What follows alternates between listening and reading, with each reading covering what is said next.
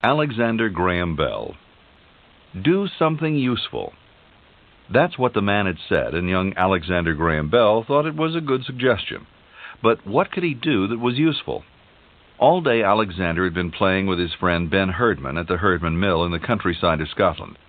They'd had several rousing games of tag, they'd climbed up ladders and jumped off storage bins, and they'd looked for beetles and mice in the fields. Now they were having a race through the mill when Ben's father, who was grinding wheat into flour, finally lost his patience. "Do something useful," he scolded. "Like what?" the boys asked. Mr. Herdman held up a handful of wheat. "Like taking the husks off this wheat," he said. Alexander looked at the wheat, thought about it a moment, and came up with an idea. They could scrape the husks off with a nail brush. So together he and Ben sat themselves down with 2 nail brushes and began scraping. It worked. It worked very well, but it took forever. There's got to be a faster way, thought Alexander. Later, when he and Ben were wandering around the mill again, Alexander noticed a machine with rotating paddles that was no longer in use. What would happen, he wondered, if the paddles were lined with brushes or something else abrasive? Wouldn't they be able to scrape off the husks? Excited, the boys rushed to Ben's father and described their idea. The miller, partly to encourage their creativity, decided to give it a try, and sure enough, the simple machine quickly and efficiently separated the husk from the wheat. It was Alexander Graham Bell's first invention. There would be many more inventions before he was through, including instruments for the deaf and hearing impaired, the hydrofoil, and his most famous invention of all, the telephone. Do something useful was a commandment he lived up to for his entire life. Alexander Graham Bell was born March 3rd in the year 1847, the same year his fellow inventor Thomas Edison was born. The generation to which Bell and Edison belonged was a remarkable generation, full of bold entrepreneurs and creative geniuses. They would help usher in the technological age that would eventually change the daily life of almost every person on Earth. In the first 50 years after Bell was born, inventors and scientists discovered, among many other things, the sewing machine, the hypodermic syringe, electric light, the battery, the gas burner, pasteurization, the oil pipeline, dynamite, torpedoes, the bicycle, the typewriter, insulin, the phonograph, the microphone, celluloid film, radio waves, the pneumatic tire, antitoxins, the internal combustion engine, the automobile, X-rays, and the motion picture camera. Almost every year between 1850 and 1900, there was some dramatic discovery that further shifted us from the agricultural society we once knew to the industrial society we know today. It was exactly the right time for a boy and a man who wanted to do something useful. Bell was born in Edinburgh, Scotland, and was christened simply Alexander Bell. He adopted the name Graham from a family friend when he was 11, to distinguish himself from other Alexander Bells in his family tree. It was a distinguished family tree, filled with scholars, artists, and relatives dedicated to education and service. His father, Alexander Melville Bell, was an expert and author in the field of speech and deafness, who taught deaf mutes to speak. He had created a technique called visible speech, a code of symbols that indicated the position of the throat, tongue, and lips in making sound. The deaf used these symbols in learning to reproduce speech. Alexander's grandfather was also an expert in speech, with a focus on drama. He was an actor, and later in life gave dramatic readings of Shakespeare. Bell's mother, Eliza Simmons, who was deaf, was a superb portrait painter, and in spite of her disability, a skilled pianist. Bell had 2 brothers, an older one named Melville, or Melly for short, who was especially charming and outgoing, and a younger one named Edward. Alexander, in the middle, was more shy and reserved. He spent long hours by himself, reading or exploring the countryside. His particular talent was music. He played by ear when he was just a toddler, and later he could sight read. He was so talented at the piano that he was given lessons by a renowned master from Edinburgh. For a while, everyone was quite sure that when Alexander Bell grew up, he would be a famous musician. The famous part, they were right about. The most important time of Alexander Bell's youth may have been the year he spent in London living with his grandfather. They shared the same name, the same birthday, and the same determined personality.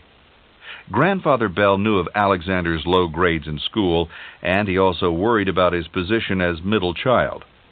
An insightful and compassionate man, he decided Alexander could use a year of special, undivided attention. In that year of special attention, Alexander blossomed from an unsure teenager into a confident and competent young man. Alexander and his grandfather read Shakespeare's plays together, memorizing and performing certain parts. His grandfather gave him lessons in elocution and delivery that had such a long-lasting effect that even late in life, people commented on Alexander Bell's distinct and compelling speech patterns. His grandfather also played piano with him, took him to plays, taught him how to write plays, and instructed him in the science of acoustics and sound, the special field of the Bell family. Alexander wrote a poem for his grandfather that read, "I am 13 years old, I find. Your birthday and mine are the same. I want to inherit your mind as well as your much-honored name." Alexander left his grandfather's house and returned home with a deep respect for the human faculty of speech and ability to communicate ideas, a respect that would be the basis for his life's work. In 1862, when he was only 15, Alexander and his brothers began to assist their father when he gave public demonstrations of his visible speech method. Alexander also enrolled as a student teacher in a boys' school near Edinburgh, where he taught music and speech in exchange for other lessons. He was younger than many of his students. After a few years of university study, Bell became a full-time teacher and also taught visible speech to a class of deaf children. In 1866, when Alexander was 19, he carried out a series of experiments to determine how vowel sounds are produced by the human voice. He read a book on acoustics by the German physicist Hermann von Helmholtz, who was using electrically powered tuning forks to make vowel sounds. He began to wonder about the idea of what he called telegraphing speech. It was the start of an interest in electricity and sound that would persist for many years and would eventually lead to his greatest invention. A few years after his mind had been sparked by this promising idea of telegraphing sound, Bell became his father's partner in London. While he worked with his father, he also taught at the University of London as a specialist in the anatomy of speech. So far, life for Alexander had been simple and almost predictable. But beginning in 1867, when he was 20, things began to change. Alexander was away on a teaching engagement when he received news his younger brother Edward was sick with consumption, a lung disease we know today as tuberculosis. People knew little about tuberculosis in those days, and most blamed it on the cold, damp climate of England and its smoke-filled cities. They had no medicines to treat it and usually just watched in despair as the patient grew weaker and paler and the cough became deeper and more frequent. Alexander rushed home in time to see his brother, but Edward died shortly after. In his diary, Alexander wrote, "Edward died this morning at 10 minutes to 4 o'clock. He was only 18 years and 8 months old. He literally fell asleep. He died without consciousness and without pain while he was asleep. So may I die." Less than 2 years later, Alexander was again rushing home in response to an urgent letter. This time it was his older brother Melly, the dynamic one, the cheerful one, who always made people laugh. He, too, had tuberculosis. By the time Alexander arrived, Melly was already near death. Alexander said his goodbyes, and Melly took his last breath. As children, Alexander and Melly had made a pact. Whoever died first would try to communicate with the living one, if it could be done. Alexander made several attempts to reach his brother after he died. He held little seances in his room at night all by himself, trying to hear Melly and trying to talk to him. He was not successful. For Alexander Graham Bell, the art of communication was destined to be fulfilled on the earthly plane. Now Mr. and Mrs. Bell were frightened. Left with only one son, and he himself prone to illness, they decided to leave Great Britain for a land with a healthier climate. During his travels, Melville Bell had become convinced that Ontario, Canada was their best choice, and so in 1870 he gave up his successful career in London and made plans to relocate to Brantford, Ontario. Alexander Bell, then 23, had no desire to move to Canada. He'd been struggling for many months to attain some sort of independence from his family and especially from his father. Melville Bell was a brilliant man, but he could be domineering and often critical of his son. Alexander announced he was staying behind in London to pursue his own work.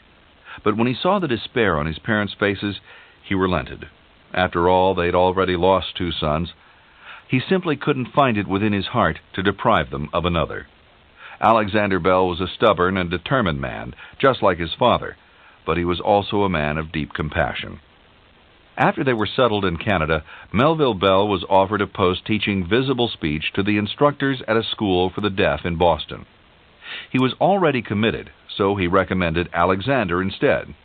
Alexander packed his bags and headed for Boston, where he would remain for 9 years. In Boston, Bell opened a school for teachers of the deaf and became a professor at Boston University. He wrote at that time, "My feelings and sympathies are every day more and more aroused. It makes my heart ache to see the difficulties the little deaf children have to contend with." Bell set out to prove to the world that the deaf could be taught to speak. He did. His results were so astounding that he was soon deluged with invitations to lecture and demonstrate his methods. He made many friends in Boston, and he also made contacts, important contacts. One of them was a man named Gardner Hubbard. Bell met Hubbard through his work with Hubbard's daughter, Mabel, a young woman who became deaf at age 5 from scarlet fever. Hubbard was a critic of the Western Union Telegraph Company, and he became intrigued by Bell's work on improving the telegraph. He offered Bell financial backing in hopes his experiments would lead to a system that could compete with Western Union. It was exactly what Bell needed, a patron. Bell's experiments in these days had little to do with trying to transmit speech electrically. Instead, he was trying to find a way to send several telegraph messages over one wire at the same time, a device he called a harmonic telegraph. But a few years into his experiments, he became more and more enthralled by the possibility of an entirely new instrument, one that could carry messages back and forth by voice. He had no idea how to make such an instrument, but in his heart he felt sure it was possible. He continued his telegraph experiments as promised to Hubbard, but always in the back of his mind was this vision of an instrument that talked. As the experiments progressed, Bell found he was short on 2 important resources. One was time, and the other was skill. He was good at concept, but when it came to the details of actually making the parts, he was the first to admit that he was almost completely inept. Hubbard, impatient to see results, insisted that Bell find help. He sent him to a shop that made electrical instruments, sure that he could find some sort of expert who could advise him. Bell found more than an expert. He found a man that would help him form one of the most famous partnerships in the history of science and invention, Thomas Watson. Later, the name Watson would always evoke the very moment the telephone was born, when Bell's first words over the new invention were to call to him for help. Watson and Bell hit it off immediately and became fast friends. Watson rather liked the eccentric figure of Bell, whom he described as tall, slender, quick-motioned, with a pale face, black side whiskers and drooping mustache, big nose and high, sloping forehead, crowned with bushy black hair. To compensate for these early days of work, when the hours were long and grueling and the rewards were minimal, Bell later gave Watson shares in his patent. But Watson's gratitude to Bell extended way beyond material reward. He commented later, "The best thing Bell did for me, spiritually, was to emphasize my love for the music of the speaking voice." Over the next years, Bell continued to teach the deaf and lecture about visible speech. He worked on his improvements to the telegraph system, and he struggled to find the means to create the telephone. He even borrowed a human ear from the Harvard Medical School so he could observe how sound waves affect its membranes.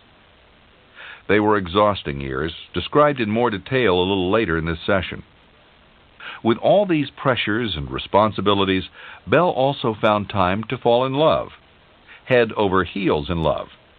The object of his affections was Mabel Hubbard, the deaf girl who was the daughter of his financial backer. Mabel hadn't exactly been swept off her feet when she met Bell. She said later, "He was tall and dark, with jet-black hair and eyes, but dressed badly and carelessly in an old-fashioned suit of black broadcloth, making his hair look shiny, and altogether, to one accustomed to the dainty neatness of Harvard students, he seemed hardly a gentleman." But Mabel had remained Alexander's student, and over the months they had developed a deep affection for each other. She began to admire his gentle and encouraging manner, and he, ever the connoisseur of sound, was especially partial to the sweet, melodious tones of her voice. They began to go on outings together, and Bell began to realize that he had found the woman he wanted to marry. Mabel, however, was only 17, and her parents asked Bell to keep his feelings secret for one more year. He plunged himself into his work in an attempt to take his mind off Mabel, but it was an attempt that failed. Unable to work, unable to sleep, he finally wrote to Mabel in Nantucket, where she was spending the summer, and told her how he felt. When Mabel's mother found out, she began to realize the intensity of Bell's feelings, and finally she relented. She put the decision in the hands of her daughter. The mother was won over, and now Alexander had to convince the father, and the father was already annoyed with him. Hubbard was growing more and more irritated with the time Alexander's teaching took away from his work on the telegraph. He gave Alexander an ultimatum: give up teaching or give up my daughter, and give up my backing on the telegraph. Alexander was enraged. He told Hubbard he was dedicated to the profession of teaching, that the deaf children needed him, and that furthermore it was unjust to go back on an agreement. That's the way matters stood on Thanksgiving Day, 1875, which was also Mabel's 18th birthday. Alexander put his pride aside to call at the Hubbard home and wish her a happy birthday, and it was then that Mabel Hubbard showed her true spirit. Mabel confronted her father.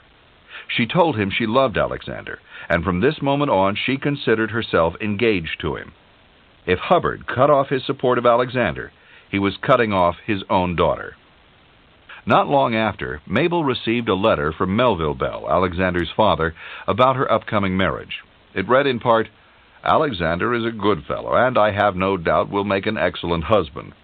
He is hot-headed but warm-hearted, sentimental, dreamy, and self-absorbed, but sincere and unselfish. He is ambitious to a fault, and is apt to let enthusiasm run away with his judgment." All in all, Mabel Hubbard felt she was getting a good deal. The engagement became official. The work on the telegraph was completed. It did what it was supposed to do, but there were frequent breakdowns in the system, and it soon became clear it wasn't commercially viable. Bell and Watson now focused their full attention on using the principles of the harmonic telegraph to complete work on the telephone. The magnificent instrument was completed in 1876, and Bell decided to demonstrate his masterpiece at the Centennial Exposition in Philadelphia that summer. He sat there an entire day while thousands of people walked by, completely uninterested. Disheartened but not discouraged, he returned the next day. Again, no one was interested. Finally, at the end of the day, the Emperor of Brazil strolled in, his retinue behind him, and the strangely shaped instrument with the many wires caught his royal eye. The Emperor asked for a demonstration, and was delighted by what he heard. Then he left. Months passed, and Bell couldn't seem to convince anybody that his telephone was more than just a novelty. Bell and Hubbard even offered Western Union full rights to the telephone for only $100,000, so desperate had they become for cash. The president of Western Union rejected the offer, saying he saw no reason to waste money on a passing fad.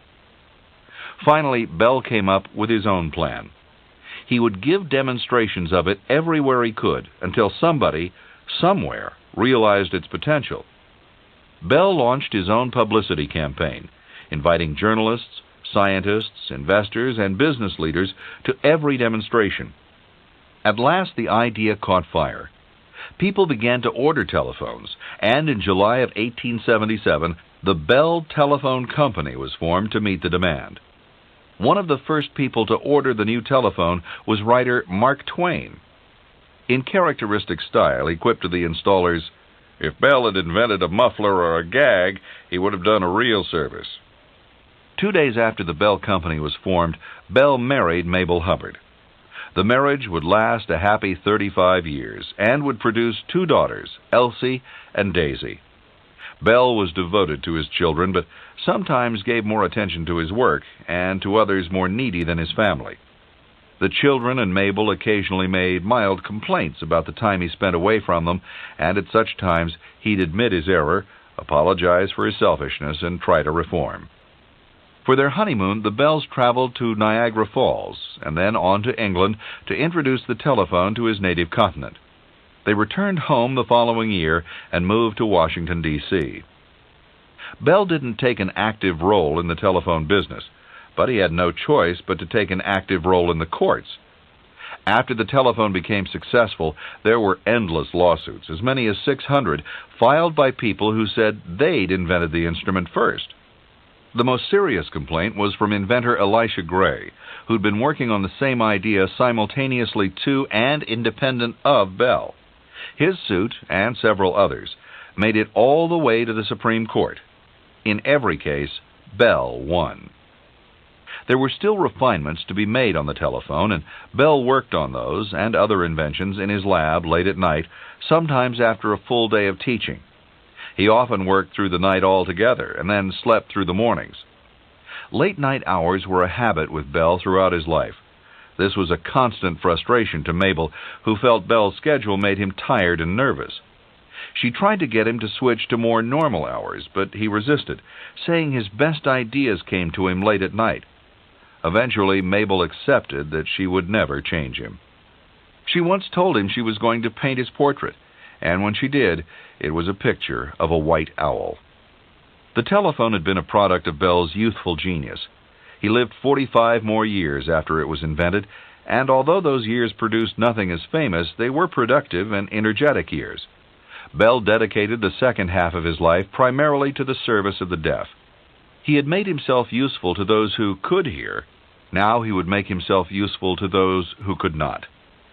When he was 33, Bell received an honorary award from the French government of 50,000 francs. He promptly put the money into the establishment of the Volta Laboratory for Research, Invention, and Work for the Deaf. In that lab, he developed the method of making phonograph records on wax discs. Proceeds from this work, too, were channeled into work for the deaf, this time by establishing the Volta Bureau, which today is an international information center for education of the deaf. The groundbreaking ceremonies of the Volta Bureau were attended by Bell's 13-year-old prodigy, Helen Keller. Helen Keller was a lifelong friend and deep admirer of Alexander Bell. She was particularly grateful to Bell for introducing her to her teacher, Annie Sullivan, known to movie fans as the Miracle Worker. Keller dedicated her autobiography to Bell and wrote a passage that read, "I at once felt the tenderness and sympathy which endeared Dr. Bell to so many hearts. He understood my signs. I knew it and loved him at once." When he was 43, Bell established and financed the American Association to promote the teaching of speech to the deaf, now known as the Alexander Graham Bell Association for the Deaf. He also invented the audiometer, an early form of the hearing aid. As if all this wasn't enough, Alexander Graham Bell also made valuable contributions to various scientific organizations. He helped found the eminent magazine Science, and he was president of the National Geographic Society for 6 years. It was he who came up with the idea for the popular National Geographic magazine, still one of America's favorite publications. He suggested the society publish a magazine that was bright, colorful, non-technical, and full of interesting maps and dynamic pictures, a guideline the Geographic follows to this day.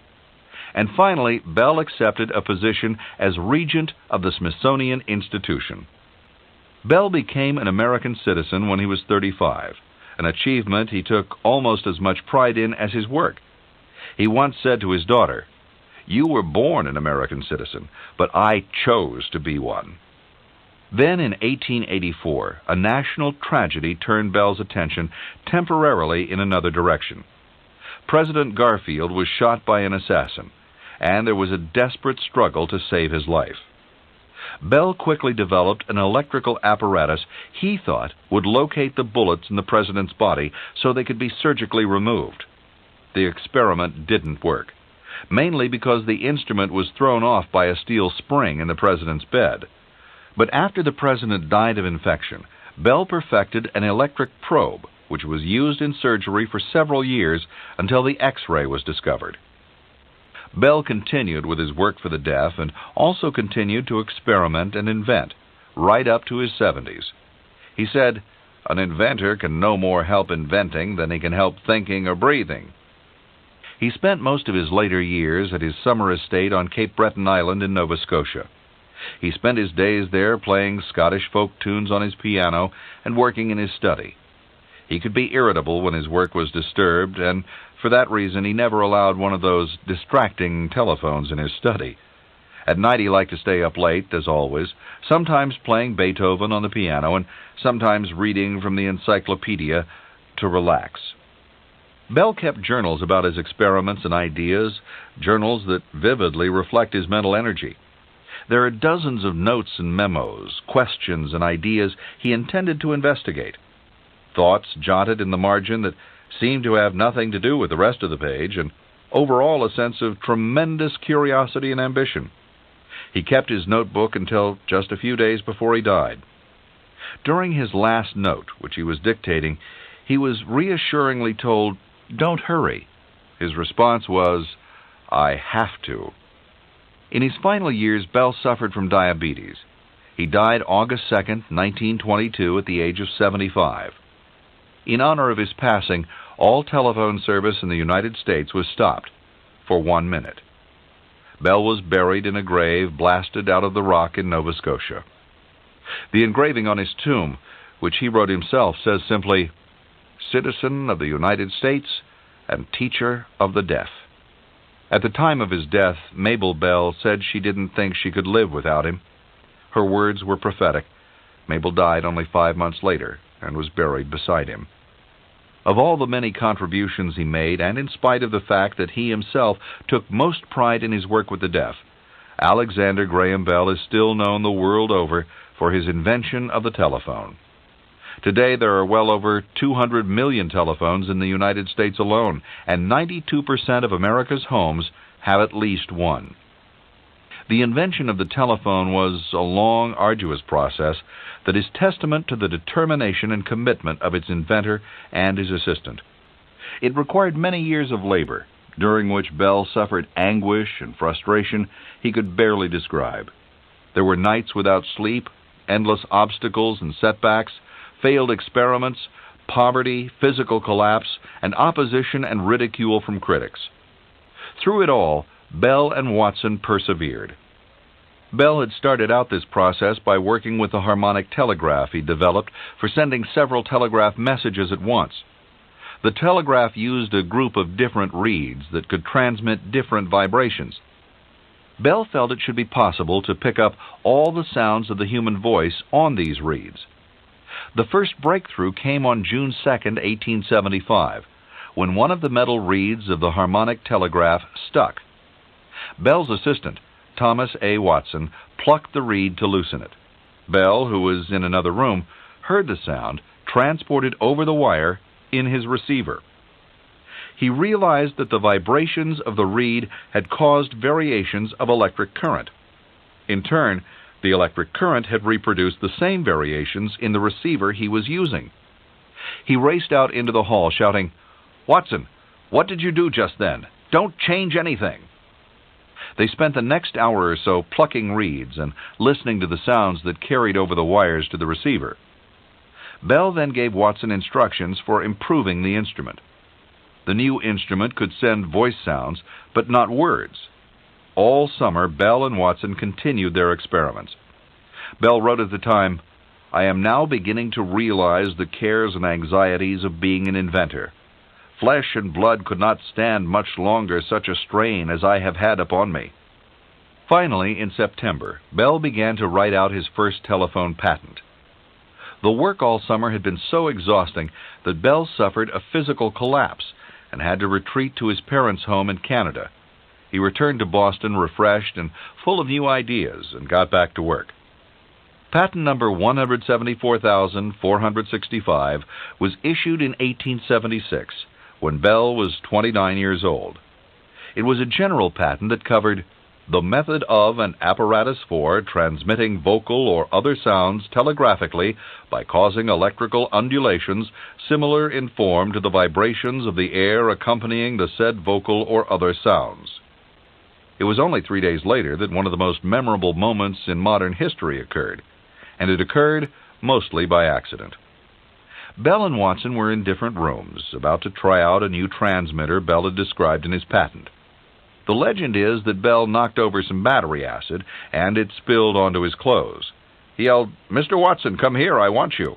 And Watson, who was down at the end of the hall in a closed room, heard him. He heard him because Bell had just spoken the very first words ever to be transmitted electrically across wires. Today there is still doubt about whether the part about the battery acid is true.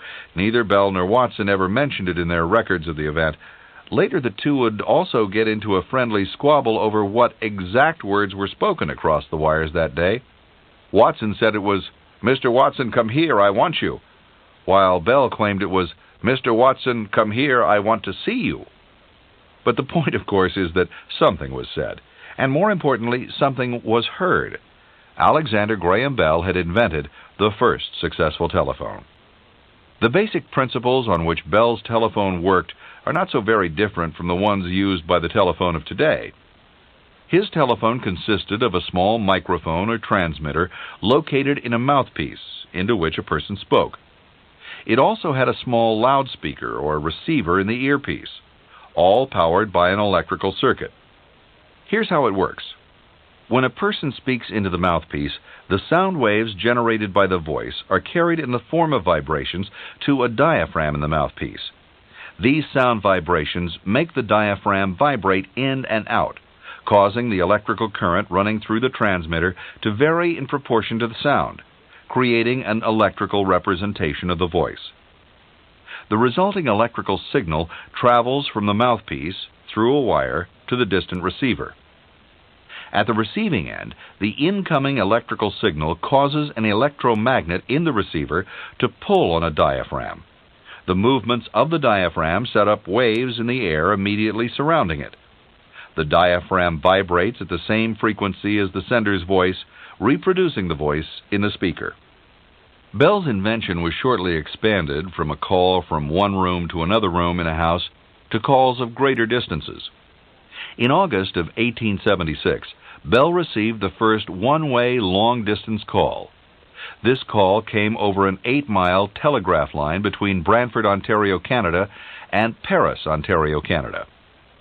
Then, 2 months later, Bell and Watson held the first two-way long-distance telephone conversation. They spoke between Boston and Cambridge, Massachusetts, a distance of 2 miles. With the telephone completed and on its way to the mass market, Bell turned again to his work with the deaf.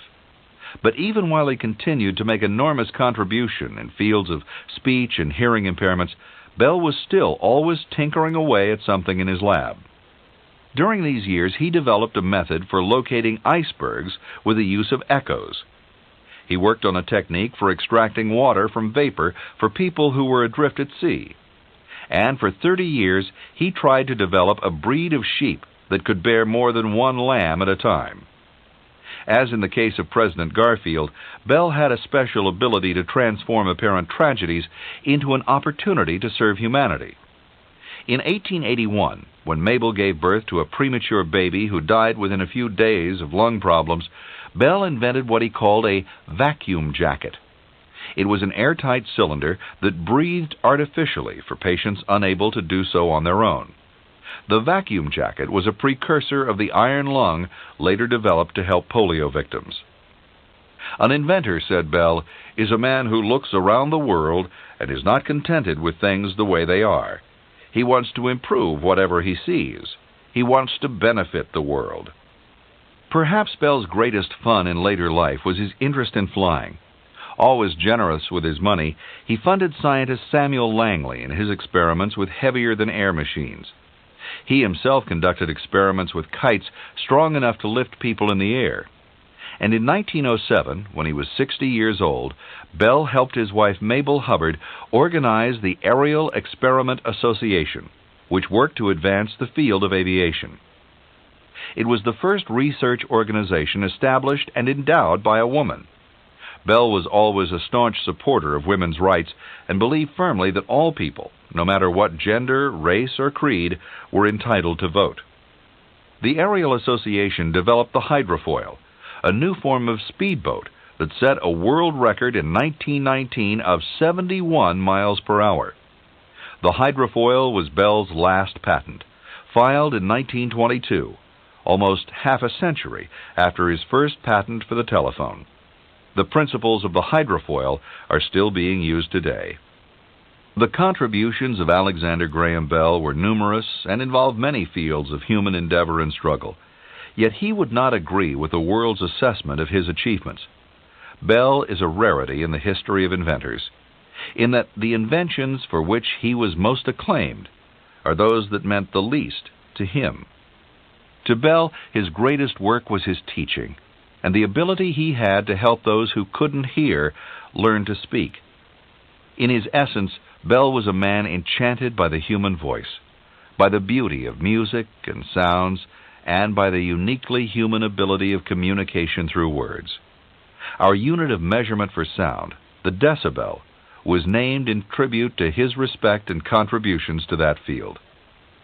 Bell, like most inventors, had a healthy amount of ambition, a certain stubbornness and will, and an ability to persevere through opposition and to transform failures into successes. But these were not the qualities that propelled him or defined him, or that ultimately led to success. What fueled Alexander Graham Bell was a limitless compassion for the handicapped and a burning desire to help them. Although he had a brilliant and creative mind, he was one inventor whose mind worked in service to the heart. This is the end of the session.